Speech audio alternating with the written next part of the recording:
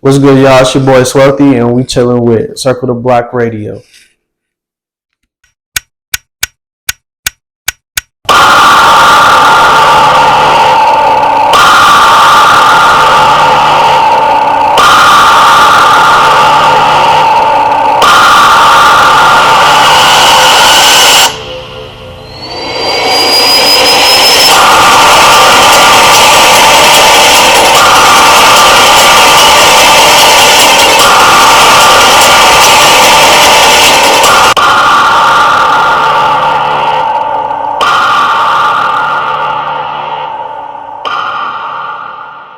First and foremost, I would like for you to introduce yourself, let people know who you are, what's your social media handles, and where people can reach you. Great. Well, my name is Selton Shaw. I am a writer, director, and producer out of Washington, D.C. We have a film production company with my brother, Changing World Films. You can find me on Instagram at The Real Selton Shaw, SELTONSHAW. Selton Shaw on Twitter, Selton Shaw on Facebook. Use my real name and real ID, and just really happy to be here. Thank you so much. Thank you so much. Yeah, the purpose of this interview is to get to know you better, because my experience with you is with the America Gone Viral film, seeing the script for the first time and being blown away. So I kind of wanted to know, who is this director, writer, filmmaker who make these phenomenal films with the comedic relief that's dealing with real social issues. So if you can kind of take us down memory lane as to where you started as a filmmaker, how did you get into films, etc. How did you promote your films initially? Kind of give us all the tea of who you are, how you got started. Absolutely. Well, yeah. I started writing my first film as a senior in college.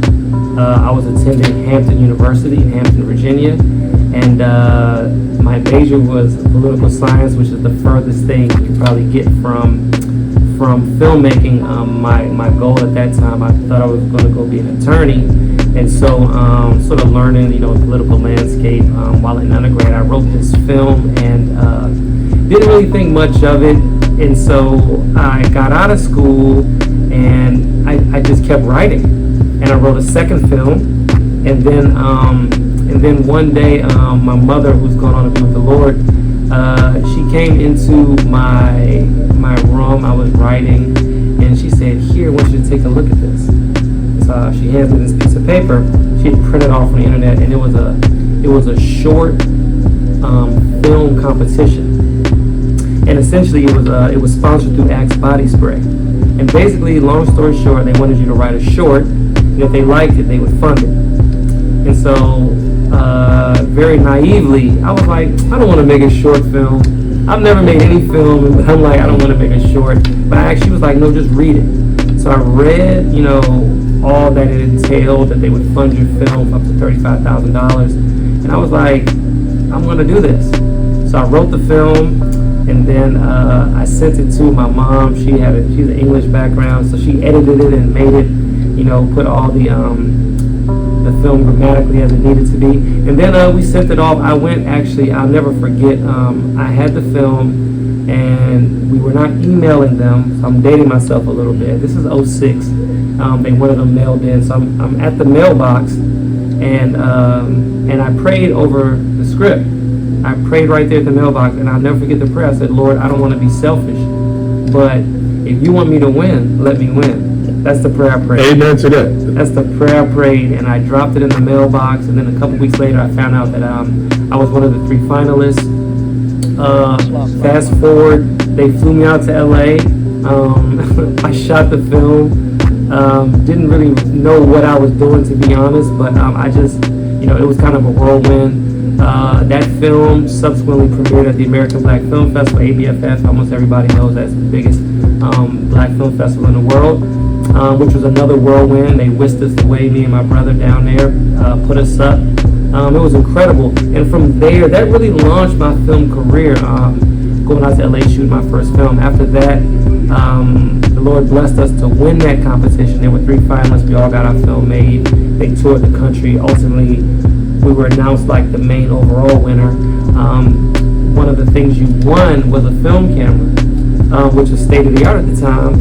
And so I took that film camera and I ran with it. We made 3 other shorts, and then we made our first feature film in 2011, which was a Dreamcast that we toured independently and released independently.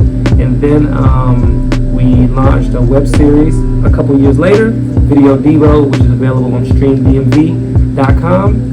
And then this year, took a little hiatus, and then this past year, 2023, we're releasing our new film, America Gone Viral, which we filmed in the DC area, and we've been making our rounds on the festival circuit, winning, able to, get some awards and get some award nominations, and so that's really been kind of a 10,000-foot view of our journey, and I'm excited to see what's going to happen next. Perfect. So all of those films that you previously released, they're all on changingtheworldfilms.com for people to view? So you can look at some of our previous work on changingtheworldfilms.com. Some of it is not on there. We're on a streaming platform called StreamDMV, which streams films in the DC, Maryland, Virginia area. And so our web series you can see exclusively on StreamDMV. Everything else you can see on changingworldfilms.com. And America Gone Viral is going to be dropping this year. The platform will be announced on changingworldfilms.com, but super excited. I've just been getting a lot of positive feedback about that project. Okay, so now I would like to talk about images versus self-esteem. So how do images affect young black men and women's self-esteem, and how important is it that filmmakers like yourself are conscious of this fact? That's a great question. I think that film is our most powerful medium. I think it always will be.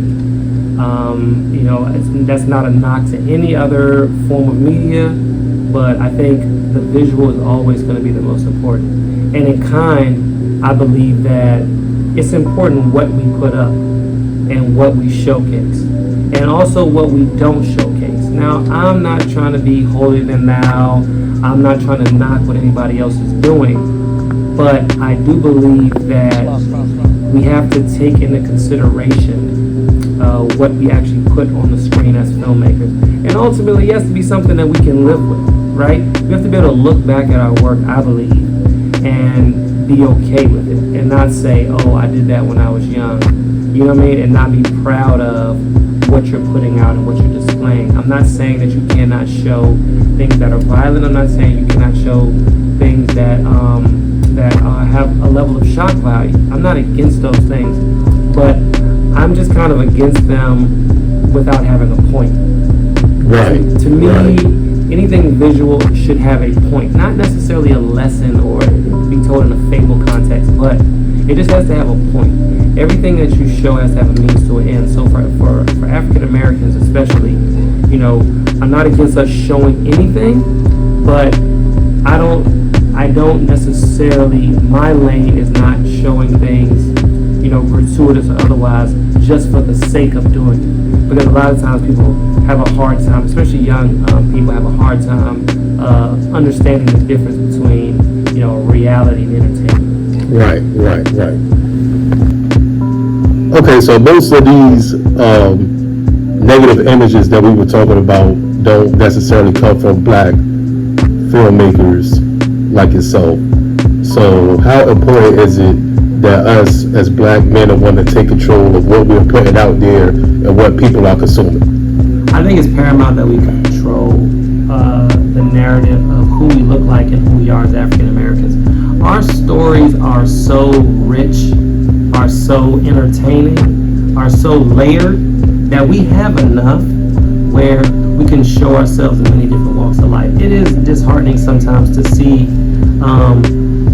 people who don't understand the black experience trying to shape the narrative of who black people are, in roles that a lot of times can seem degrading or negative or whatever the case may be. I understand actors have to work, and so those roles have to get filled. But I would really like to see us really, control more of what we actually want to see. And then when we get those opportunities, to make sure that we're creating stories and content and characters that kind of show the full range of the African American experience, which I believe is the most unique on the planet. So, as a black filmmaker, how does it feel when you see people who are not black creating roles of pimps, drug dealers, hustlers, gangbangers, prostitutes, social misfits on the whole? Yeah, it's disheartening. I think that sometimes that's where certain entities, they feel comfortable seeing us. Some entities feel comfortable seeing us in negative roles. It's easy to make us, on the gang side or on the degraded side or on the negative side. It's very easy to put us there. It's hard to make layered roles and characters with African Americans, because sometimes they just don't identify as there. They don't. And when I was writing this, I envisioned it being, this person. I didn't envision it being an African American. And so it's a slippery slope, because, like I said, sometimes something negative comes out and hits, and then next thing you know, we're making more negative content. Right. And it just is kind of like a cyclical thing where, we need to kind of break out of that. And it's unfortunate that different production companies and, entities do that. But I still think that we as directors, writers, producers, African Americans, we have the most power when we're creating our own unique stories. Exactly. It's kind of like the rap industry, when you got gangster rap coming in and it hits, and now every rapper got to be a gangster rapper. Every rapper got to be a drug dealer, a pimp. They got to consume drugs and have 15 baby mamas, and it works. So it's like, all right, you got to get the next one out there to make more money. Yeah. So it's kind of like the same thing with movies, and when it happens simultaneously, you get this storm that's overtaking us as black men and women, and it's kind of sad to see. Absolutely. So, how do you feel about slave movies? America Going Viral is a film that deals with a lot of social commentary, but it's not a slave movie. Far from it. But people like to put these slave movies out there over and over again, it seems like annually, and it's kind of pushing the same agenda. So as a black filmmaker, how do you feel about that? Well, I'm honestly, slave movies, it's so funny. We had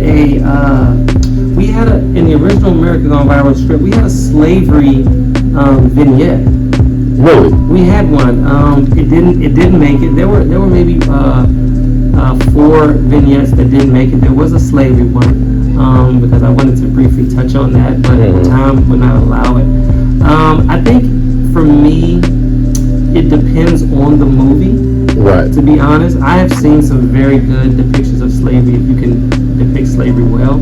I have too. Don't get me wrong. I have seen some slave movies that I found entertaining, and informative. Yeah, I think that it's a mixed bag, because on the one hand, a lot of those stories need to be told, and then on the other hand, we're so much more, right? So I think with slavery movies, if it's done really well, then I'm good with it. Also, I appreciate stories that are true that I have not heard before. Right. You know what I mean? So, and this is no knock to Harriet Tubman. She's one of the greatest Americans of all time, right? But I've seen Harriet Tubman's story. Right. There's not a lot. Listen, there's not a lot I don't know about Harriet Tubman. You cannot be black in America and go to public school and not know plenty about, they called her Moses, right? So no knock to her, no knock to those type of movies, but I I would like to see, if we're going to see slave stories, I would like to see something that, maybe is pulled from history that we know a little less about. So if it's done well, I'm fine with it. I don't want a million every year, but if it's not done well, then I'm kind of like, meh. Right, me too. Yeah, I feel you on that. Yeah.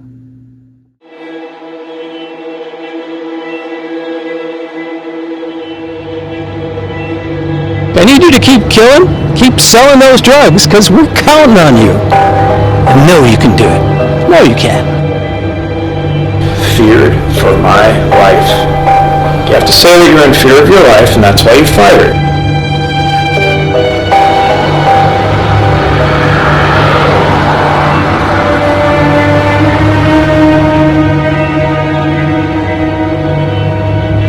Look, I'm not a racist. Just look at my answers. Yeah, me neither. I've dated black guys before.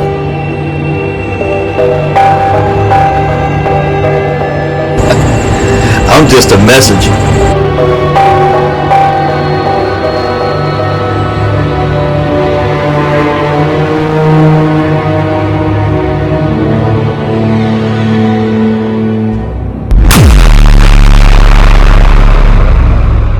One hides from the mirror to avoid their own reflection. So you mentioned America going viral a couple times throughout this interview so far. So I kind of want to take the time for you to kind of go through the entire process of creating a film that I feel like is going to impact the world. So can you start from the beginning on how you brainstormed this, how you went about casting, picking locations, etc.? So America Gone Viral. The original title for the movie was going to be called, I'm embarrassed even saying this, it was going to be called A Bad Black Movie. Right, I like that. I see where you're going with that. That was the original title, and so the film came out of just a little, frustration. A little bit of frustration in wanting to break out a little bit more with a particular film project, and we were just like, let's just make a movie that people really can't deny. We never really directly broached some of the topics that we discussed, in terms of race and faith and politics, not in such a direct way. And then the Lord had spoken to me, and He told me to take 2 years off from filmmaking right when we were about to shoot, and I was just like, okay, and I was obedient to that. But the blessing was that in that 2 years we transformed the film from a bad black movie to America Gone Viral, because I had 2 years to really think about the project and really strategize on, okay, how can we make this great? And I don't believe that A Bad Black Movie, which was still been a good film, it just wasn't what America Gone Viral was going to be. I had so much time to think about it. Me and my brother had so much time to flesh and bounce ideas off each other that by the time we actually were ready to shoot, it came out really great. We had taken 2 years off and then some change from the web series, but we still knew how to cast, and you still knew how to find locations, and we met a lot of great people, because the movie, as you know, has about 50 speaking roles. Pretty large cast, in terms of for a regular independent film. But the hardest part of a film should always go in the beginning, which is pre-production. If you put a lot into that, then the film is a lot easier to shoot. So we scouted locations, we Airbnb'd some of the locations, and talked to people and said, hey, can we film it? And some were like, no. Right. Some were like, yeah. And some of them we didn't ask permission. Right. And so, but you just have to get it done. And we met a lot of great people along the way, and it really came out. They were all essentially video auditions.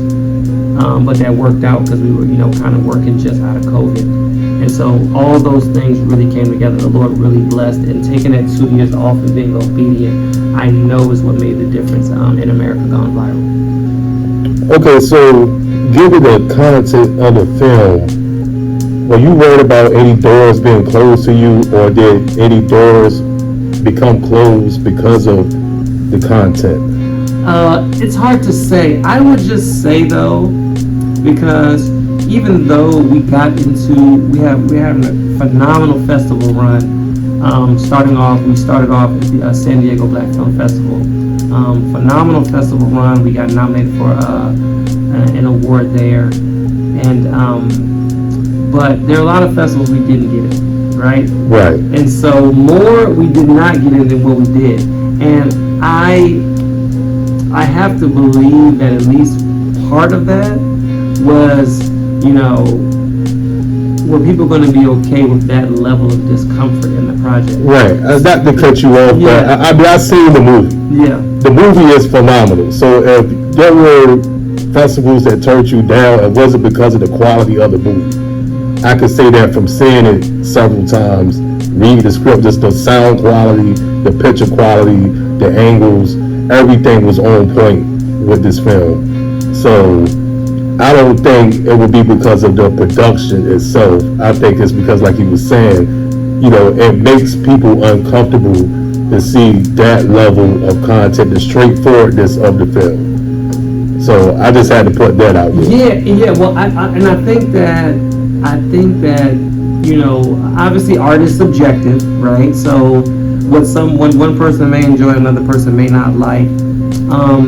But you can be desensitized from. I know I am, because we wrote it and then we shot it, we looked at it, we were looking at it for so long that it's like, oh, this isn't that bad. Right. But when other people say it, it's like, oh my God. Wait a minute. Are they saying and doing that? And so it's kind of like, everybody has the right, festivals have the right to let projects in, to not let projects in. It's their prerogative. There are plenty of African American film festivals we didn't get in. And listen, that's okay. It's okay. I'm not, I'm past the point where I'm just like, oh, they should have let us in. Right. If you're not in, it wasn't the Lord's will. We put it in, we paid the fee, we didn't get in. You just have to, that's the cost of doing business. But I have to believe that some of the festivals, they just may have not been ready for that type of film. You have sponsors. Many film festivals, this is a revenue generator. So you have sponsors, you have a certain crowds that come to see, and those sponsors' values may not align necessarily with, what was in the film, and then their audience may not be ready for what's in the film. Some film festivals, I looked at the film festival, and I looked at the photos of the film festival, and I was like, oh, they're not going to let us in. Right. You know what I mean? Like, it doesn't look like. It kind of remind me of the NFL when Kaepernick was taking the D, and then other players followed suit. It's like you pissing off these corporate sponsors that's putting up tens of hundreds of millions of dollars, and their views don't match with taking the D during the national anthem. Right. That's kind of what that reminds me of. But despite all of that, you weren't able to do the DMV world premiere of America Going Viral. That was a phenomenal event, a great turnout. I was fortunate enough to be there. I thank you for that opportunity. So can you kind of take us through that process of, putting on such a remarkable event? Thank you. We had a phenomenal time at our premiere. We knew that we wanted to make the premiere here special, right? And we applied to some festivals local, and we didn't get in. It's okay, and no names are being called, and so so it really truly was the first time anybody here has seen it. Because had we gotten into some of these local festivals here in the DMV area, we would have invited people out to that. Right. You know what I mean? And so it would have been their venue, would have been their thing that we're just being a part of. We would have been a cog in the wheel instead of having our own, having our wheel ourselves. So We wanted to find a relatively centrally located venue. The only thing was that particular venue, the Old Greenbelt Theater, they don't allow for Saturday premieres. So we knew we had to do it on a Sunday, and we didn't want to do it on a weekday because everybody got to work. Yeah, and so we decided to do MLK weekend, right? Because a lot of people are going to be off Monday, so Sunday night is bad. We knew we had to find a 3-day weekend. And the spirit of the film, it just felt like a good weekend to do it too. Dr. King being another, one of the greatest Americans ever. And so the people we worked with at the festival were great. We had put on premieres in the past before, at the Gala Theater here in DC and at Montgomery College Theater. And so we've done those before, but we wanted to make this one really special. You always want to make your next your best. Right. And so we planned, we prepped, and we had a really great turnout. And not only that, everyone seemed to enjoy the project. And so that's the main thing. You're always nervous when it doesn't matter how many films you make, you always want people to receive your work and to get something out of it. And I do believe that the America Gone Viral premiere is exactly what happened, and they enjoyed it, both the venue and also the experience in the film.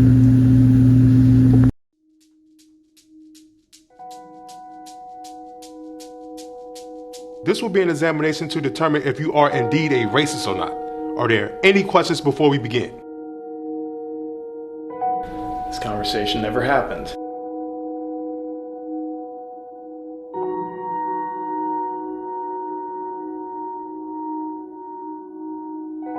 Hello? Hello? Anybody here?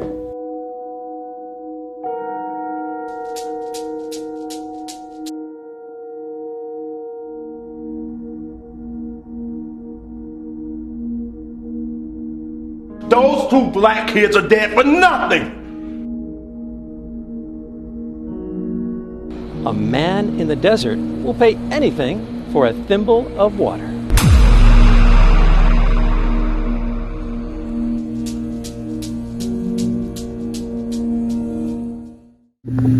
So, any other upcoming events that you want to mention while we got your time? Oh yeah, well we're going to be, we were blessed to get in the Greenwood Film Festival in Tulsa, Oklahoma.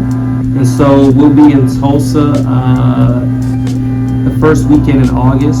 So that's the home of the Black Wall Street. Home of the Black Wall Street. My plan is to go out there and see something. But they put an interstate highway system where that event took place. And yeah, they're trying to erase it. And I know the Supreme Court, Oklahoma Supreme Court, or Supreme Court just ruled against three of the last remaining descendants of the survivors, because they were trying to, get some reparations for the situation. And they were denied? They were denied, yeah. Wow. This happened in the last week or so. Wow. They're like 90-something or 100-something, the remaining survivors. They were kids at the time. So my goal is, while I'm out there, to also kind of ingratiate myself a little bit away from the festival, to kind of get a little bit more information, in person about what happened out there. But we're going to be the closing night film at the Greenwood Film Festival.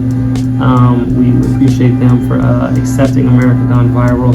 We entered a couple other film festivals, but that's going to be the last one that we go to before we release the film in August. And then we're going to take the rest of the year off. Really won't be filming any movies, 2023. And then 2024, we'll see. We have a couple screenplays that we've already completed. I cannot say for certain, my brother Langston and I, where we're going to kind of go next. But we definitely, we're going to film something else. The goal is to get, some mainstream actors in this film, and sort of to help propel what we can do, even to greater heights. Right. So, thanks again for doing the interview. One more time, can you let people know your social media handles and where they can, check out some of your work? Absolutely, yeah. I'm Selton Shaw, writer, director, producer, one half of Changing the World Films, along with my brother Langston Shaw. And you can find me on Instagram at The Real Selton Shaw. You can find me on Twitter at Selton Shaw. You can find me on Facebook at Selton Shaw. You can find Changing World Films on all social media platforms, on Instagram, Changing World Films, Facebook, Changing World Films, Twitter, Changing World Films, and that's what we're trying to do. We're just trying to, change the world one film at a time, and in some small way. And we'll definitely hope you check out America Gone Viral, our latest project, and all of the future projects that we're going to be working on. Thank you so much. And real quick, can you kind of explain to the people who is Langston Shaw and what's his role in Changing the World Films? Absolutely. Langston Shaw is my best friend. He's also my brother. He is an actor, a producer, one half of Changing World Films, the better half. We are a joint partnership in this process. He's produced well over 5 films. He is a phenomenal actor in his own right. He starred in America Gone Viral, did a phenomenal job. He sure did. Without even having to say a word. And so he wasn't able to be here today because of another commitment.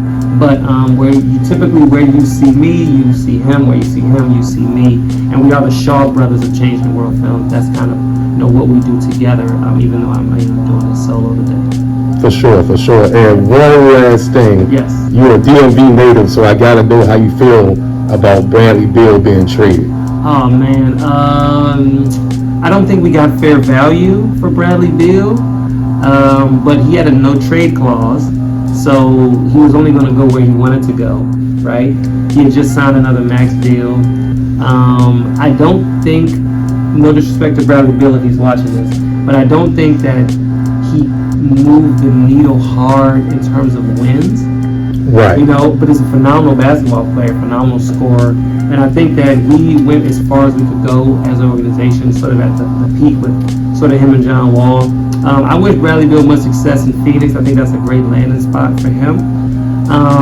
It's a little sad because our star power is not quite as strong. I mean, we have Kuz, we have Jordan Poole. Interested to see what he's going to do. But we hate to see Brad go because it's kind of like the last. Really, the best, one of the better teams we've had in the last, 15 years. Right. Was with John and him, and we're a game away from the Eastern Conference Finals. Watching that game set with my brother, it was heartbreaking. To watch us lose to the Celtics, but we wish him well, and I root for all the local teams, so it's still go Wizards, even if he's here or not here. Right, I agree with that. You definitely didn't get fair value. And I thought y'all should have ran it back, and see what you could do where everybody's healthy with Kuzma and Porzingis and Bill. They could have been a good big 3, I think. Yeah. I think I knew Chris wasn't going to stay here. It'd have been good. Chris Paul 5 years ago would have been good. I think he still has some value in the league, obviously, but it's a business, and we're gonna see what Jordan Poole will make the All-Star team with us. Right. He's gonna have the green light. Right, he will. So we're excited to see what they're gonna do this year. All right, thanks again, Selton. I really appreciate this, and I wish you much success. But whatever it is, you got coming up, America Going Viral. Make sure you check it out when it's released, and that's about it, man. Thanks again. Thank you so much for having me. I appreciate it, man. No problem.